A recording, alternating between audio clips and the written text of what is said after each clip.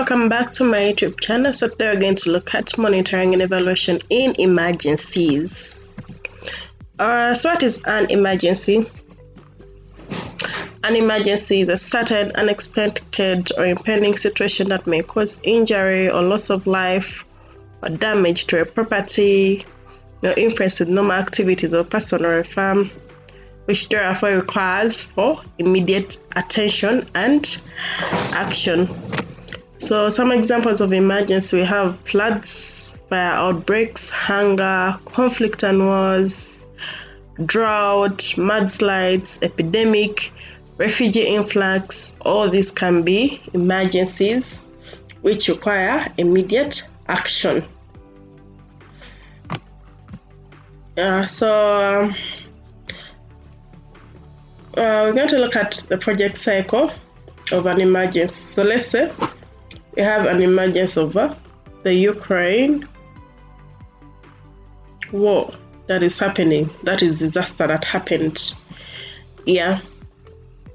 So after the war, you do the assessment. You assess the needs. Which needs do people need? Do they need housing? Are they displaced? Do they need shelter? Do they need food? Do they need wash facilities? Do they need shelter? That is the assessment. You assess how many have been in fact affected and what are the immediate needs they need to be addressed or acted on upon.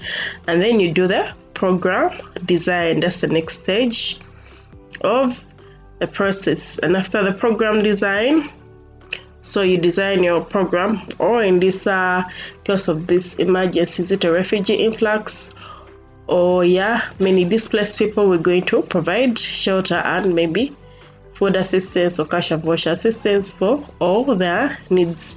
Then you implement the program, and in implementation you keep monitoring to see if you're indeed serving the needs of the affected persons. And then after you evaluate, after the program has been implemented, and that's the project cycle of emergencies. Disaster happens, you do an assessment, you design the program, you implement while monitoring, and then evaluating after short time address to the emergency.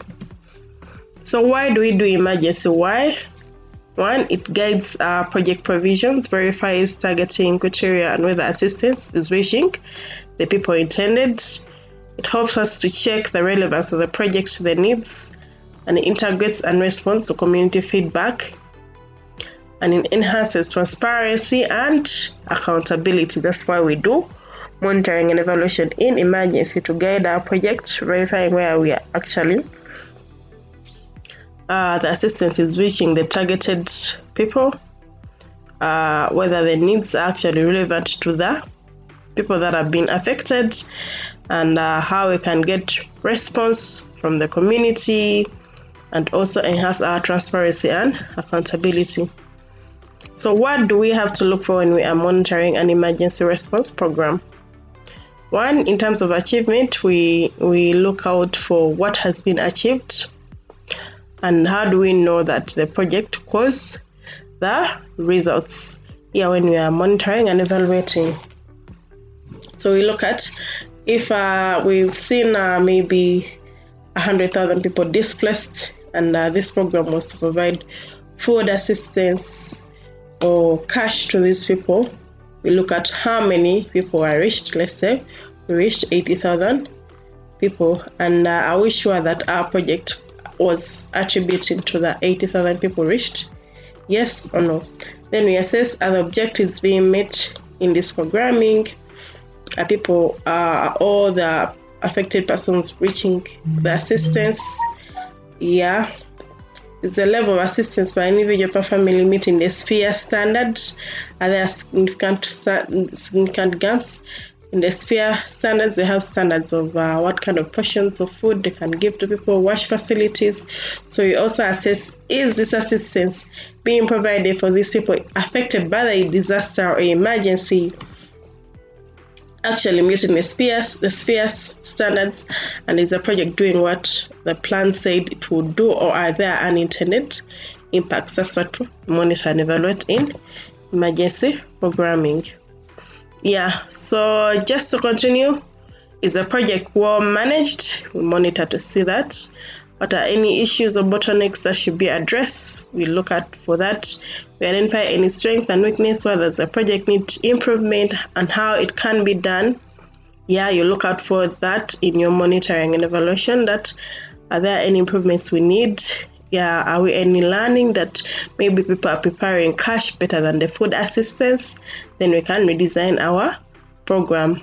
Are the objectives being met of the design program? Yes or no? Are they still appropriate? Yes or no? If they are not, we can change to appropriate objectives. In terms of checking the effectiveness, you monitor to see what difference is this project making.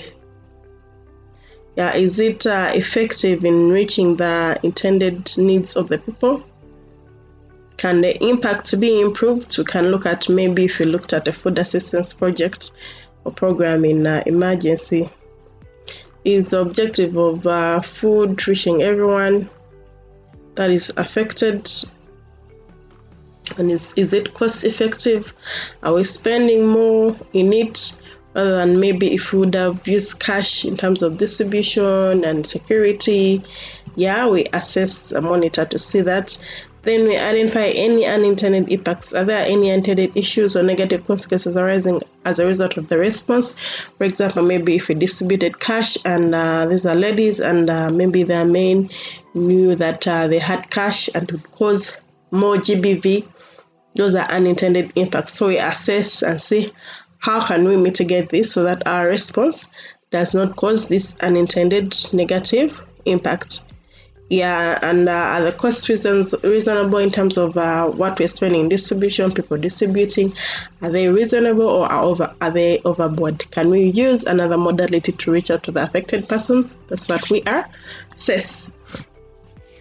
So what are some of the methods we use in emergency monitoring? One, we use real-time remote monitoring is one of the methods. And this can be done in case of extreme cases where the war-torn areas, for example, like Iraq, Ukraine, Somalia, Sudan, and Syria. So there we can do remote monitoring because the security situation may not encourage many staff to be on ground. So you can do remote monitoring. And this can be carried out from different locations all over the world that are not in the area where the program is being implemented, the emergency response program. So for example, in remote monitoring can use as NGO-based methods such as call centers, regularly briefing meetings with local partners. So you can have regular debrief meetings with local partners on how to improve in terms of their assistance that is being given. Yeah. You can have community-based methods such as crowdsourcing, broadcast complaint boxes, and consulting local communities to give you any complaint and feedback where you need to improve in terms of your programming, whether you're reaching the intended objective and intended affected persons. And then you can do local partner methods such as photos and videos of distribution, web-based reports, remote project monitoring, deliver verbal reports, and peer observations. This all can be used in remote monitoring. Other methods we use in monitoring in emergency, the real-time evaluations. These are expected to produce an immediate feedback on the results of the evaluation and contribute to its improvements. Yeah, so real time, this is done in real time. For example, we saw COVID, it was real time monitoring and evaluation. Because we're monitoring the cases, are they increasing, are they high, what can we do, and these are the vaccines, how are they reaching the people. Yeah, also in some cases, we can do real time monitoring of emergencies. So this should deliver its reports early or before leaving the field. Every day you have like a report of what happened in the field, what to do better, are we controlling the people affected. Yeah, these are also work based in epidemics. They really do. You can use real-time monitoring in addressing epidemics. And these are not supposed to be very time consuming. Their scope should be targeted and planned, take into consideration the reality of the country office where the program managers may have limited time dedicated to the evaluation process. So when you're planning your return monitoring should be a short process. Why real-time evaluations? These arise from the concerns evaluations that come in late may affect the response. And this also, as I said, to take place the implementation of your response. It is also an improvement-oriented review. It can be regarded as an internal function, that is real-time monitoring. It helps bring about changes in the program rather than just affecting the quality of the event. It's a facilitator, working staff to find creative solutions. So with real-time monitoring and evaluation, it helps you to find real-time solutions to an emergency of those affected, and also brings accountability to the beneficiaries closer. Another method we can use in monitoring and evaluation in emergency is the OECD DAC criteria, which it's a Development Assistance Committee Evaluation Criteria, and this is designed to improve evaluation of emergencies. So an example here we have, which I'm going to take you through, an example of food assistance. So in this emergency, maybe for example, there is a refugee influx and you're going to do food assistance as a program design of cash and voucher assistance. So if you're using the OECD DAC criteria, you can assess it or evaluate it in terms of relevance. Was the food aid the right thing to do, not cash? So you gauge, was it the right thing or would have used cash? In terms of connectedness, are there detrimental or beneficial effects of the intervention in the long run? Did the food aid lower the food prices? Did the local farmers suffer from that? You assess, did the local farmers suffer from the so much food in the market, so it lowered the price? You assess. Was if it did severe, was there too much market money in the market that it inflated the prices? You assess. Severe is cash and voucher assistance. In terms of coverage, you can assess who has been affected. Were those that needed food aid indeed reached? If we see that we had a refugee influx of 100,000 refugees, did they all get the food assistance that was to be provided?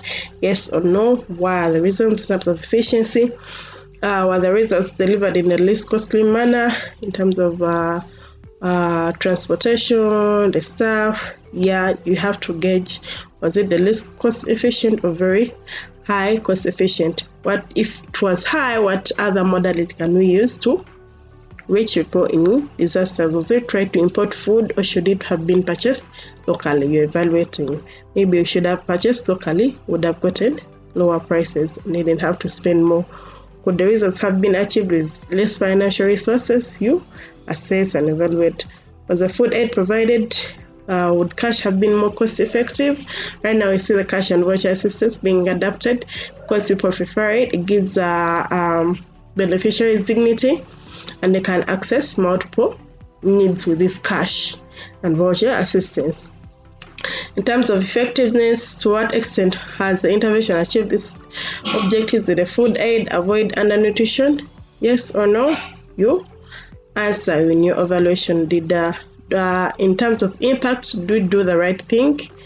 And did the situation change more profoundly? Did the food aid avoid people becoming displaced? Or did it make people more dependent on food aid or even cash? You assess.